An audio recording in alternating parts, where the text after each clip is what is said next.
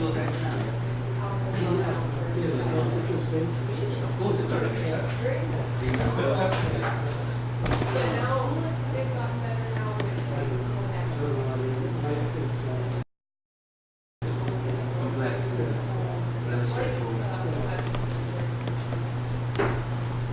Okay, I have handouts for you here that will help you follow me on this diagram that we said we'll talk about, okay? Please don't look at this diagram until we clarify a few things, okay? Number one, I have a question. Does anybody have any questions on the EKG? Yeah, we will. We will talk about the EKG later a little bit. This is just preparation. What I explained about the EKG so far is just to prepare us to explain this. After that, we're going to go, after we finish this diagram, we'll go back to the EKG to do the interpretation, calculation of heart rate, and looking at the axis deviations and some abnormalities. Okay, we'll talk about that a little bit later. But at this moment, I want you just to know the weights, the normal weights that's supposed to be on the EKG, and we said there are how many weights? Can anyone see, right? Good. What's the P stands for?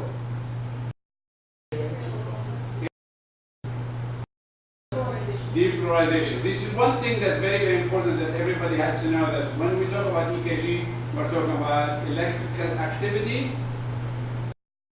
The goal today is to connect that electrical activity with the mechanical activity of the heart.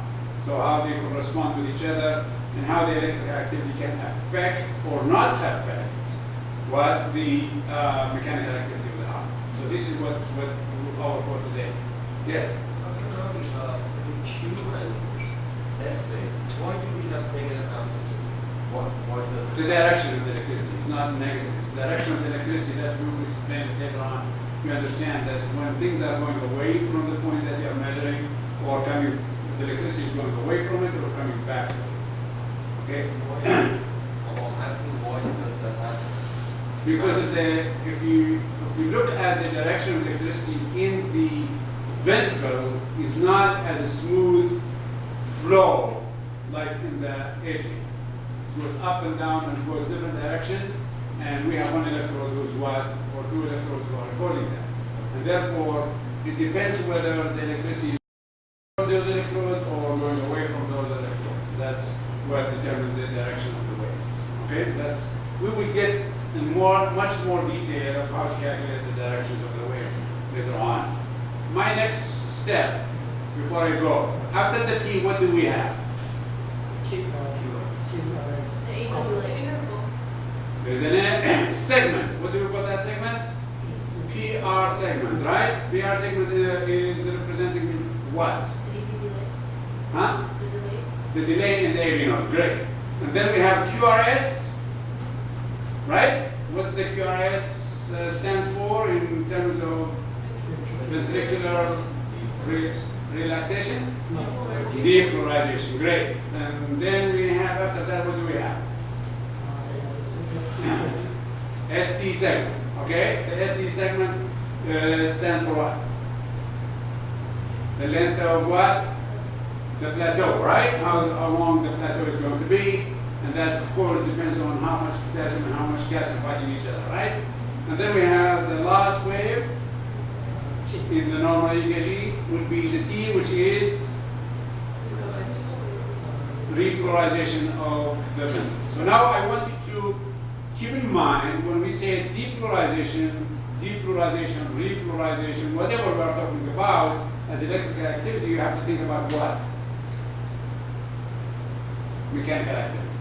Because every excitation followed by what? Every excitation is followed by what? Contraction. Because excitation, contraction, coupling, right? Okay. And if we are repolarizing, what are we going to do after that?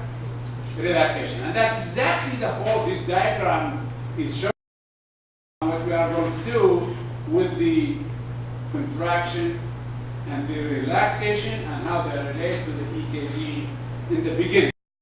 Start seeing these contractions, how they generate pressures, where these pressures are, how these pressures can be affected, and so on. And then we're going to go to what? Relaxation, and see how these pressures are affected and volumes are affected, and so on.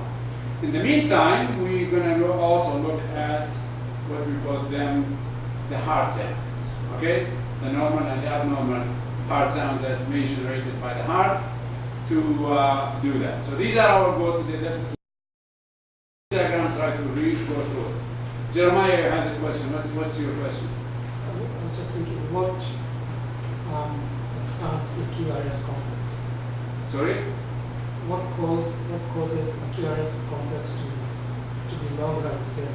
The longer, or we talked a little bit about the abnormalities yesterday, and we said if it is a wide QRS, that means the depolarization process is taking faster time or slower time? Longer time. Longer time. Good. And therefore, to take longer time, there's two reasons most of the time for it. It's either you have a big muscle to fill in with sodium and calcium and all that. It takes time, right? That could be indication of hypertrophy, but that has to be accompanied by higher weight than normal. So it's not just wide, but also high. If they are wide and not high, that means they are taking longer for no reason, not because they are big, because the electrolytes either what? Do what? Not filling it. That's the first thing you have to think about. Does this person lost electrolytes? Like he has trouble with sodium and calcium, he can't depolarize fast, or the conduction process. What's causing the conduction to reach from one point to another is taking longer. And that's the one that we really worry about, because if that's the case, that the conduction is a problem, most likely there is what? Myocardial infarction, which means death of the muscles. And in this case, usually it is a chronic death. Does that make sense? Because the signal to travel from one place to another, as I said before, the fastest way to reach any point is through straight line. So if it's going through detours because it's trying to skip the dead ones and find the live ones, then it's going to take longer time. So most likely when we see wider QRS is ventricular gallop sign. Okay? Ventricular gallop means there is a problem with the ventricles, that they are not getting depolarized as fast as they should due to conduction. But always never eliminate the fact that they could be what? Electrolyte problem. Okay? Yeah. Okay. So this is the idea that I want you to do. Now we're going to go to cardiac cycle. The idea of the cardiac cycle is another name for what we call heartbeat. One heartbeat. So when we say one heartbeat, it becomes a little bit confusing. Specifically when we are talking about contraction and relaxation. Because as we said, there are 4 chambers in the heart, right? 2 atria, 2 ventricles. And those 2 atria and 2 ventricles, they don't contract at the same time, right? When the atria is contracting, the ventricle has to be relaxed. Can anybody tell me why? Yes. Because otherwise the blood is not going to go. They are not synchronous with each other, right? They are actually contracting at different times. So when you say one contraction in the heartbeat and one relaxation, which one we are talking about? The ventricles. Okay? Stick it in your head that when we are talking about contraction in the cardiac cycle or a heartbeat, we're talking about the contraction of the ventricles.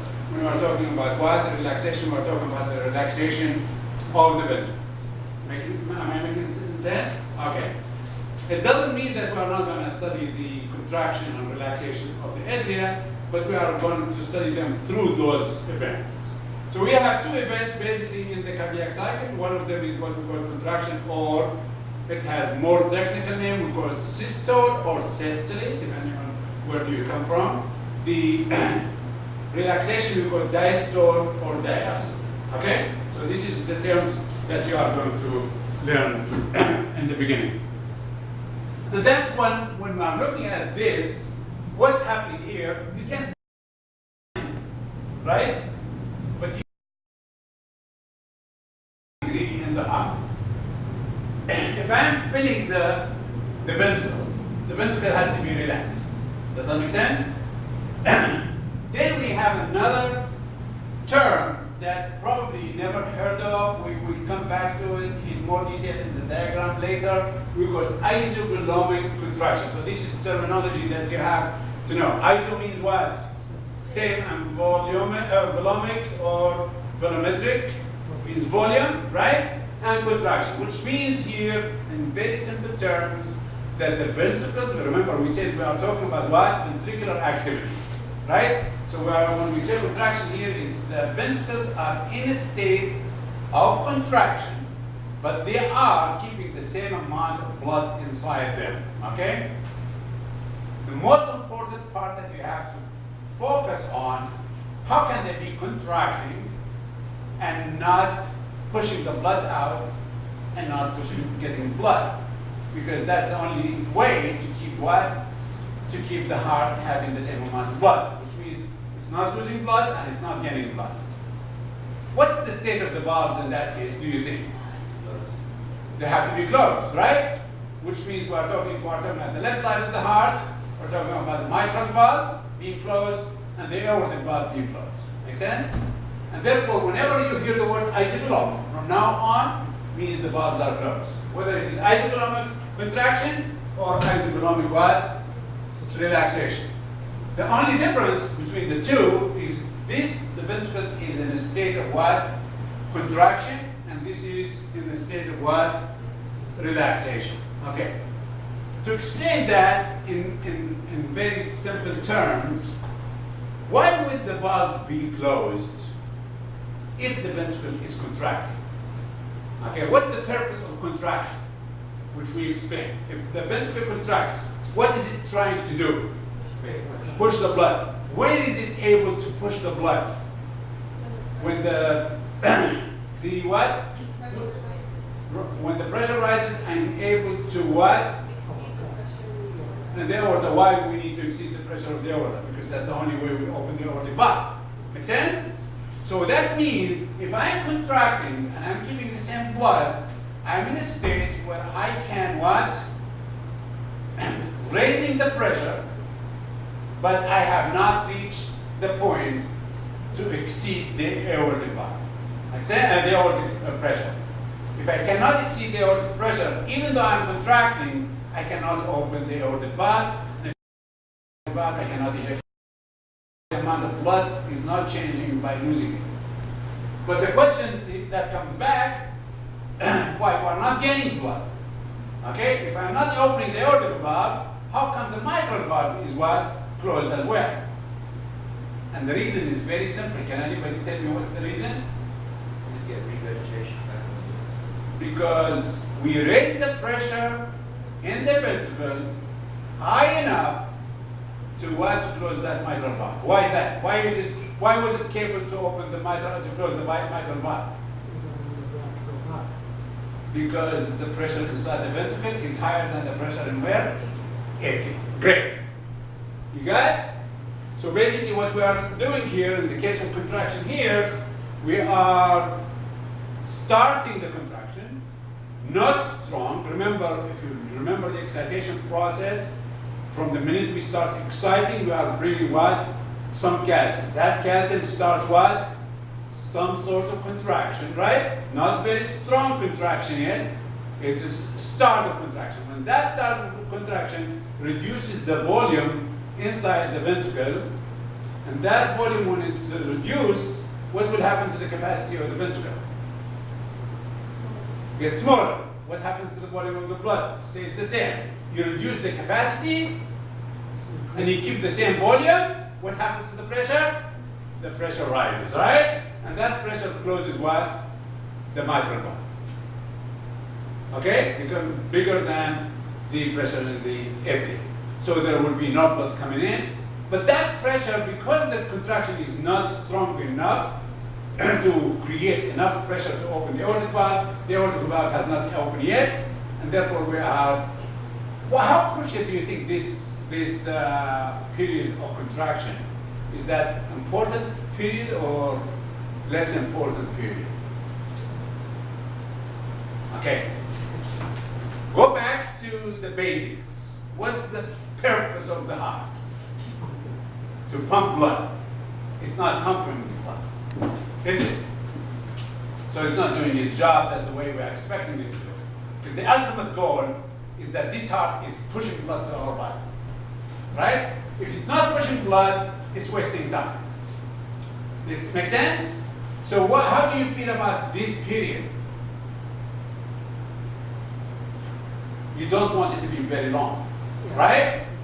Okay? I was telling you this morning I went to the bank to open a bank account and it took 2 hours. Even though I gave them the paper, what? Yesterday. She waited until today to start writing the papers.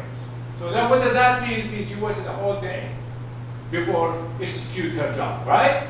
This is the guy who we're expecting it to take very short time to raise the pressure from almost zero to what?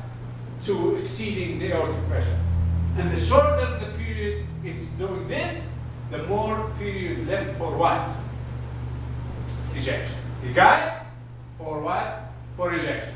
The more time we leave for ejection, the higher the ejection period, the more blood is going to come out, the higher the stroke volume, and that as a consequences, we have higher what? Cardiac output. You got it? So that's the ultimate goal, is to get a good cardiac output. After that, the ventricle is going to relax. They also relax slowly. Remember the channels for the potassium, they take it in slowly to relax, so they take their sweet time doing that. And therefore they don't just go from high pressure to what? Completely zero pressure. They go slowly. During that time, also, the minute you drop the pressure down, it becomes automatically lower than what? Than the aortic pressure, right? And if it's lower than the aortic pressure, what happens to the aortic valve? Huh? What happens to the aortic valve? It's going to shut, right? Is the pressure inside the ventricle at that time low enough to open the mitral valve? Or is still coming down? It's still coming down, which means the pressure inside the ventricle is still higher than what? The pressure in the atrium. That keeps the mitral valve again what? Closed. That's why what? During isotonic relaxation, we have what? We have both valves are closed, which means we are not getting blood from the mitral valve because it's still closed, and definitely we are not pushing any more blood into the aorta because the aortic valve already closed. Is that right? So remember these events of closing the valves and all that. If this period takes long time, for whatever reason, the simple reason we think about that is what? Inability of the heart to relax, right? Takes time to relax. But that's not the normal cause of this lengthening process. But if the mitral valve is hard to open, like in the case of valvular stenosis or sclerosis, even though the pressure is coming down, it's going to take longer time to what? To push it down. Make sense? And therefore, that's like I'm trying to get out of the room, I'm running fast, but when I come to the door to open it, the door is jammed, and I'm trying to what? To struggle with it.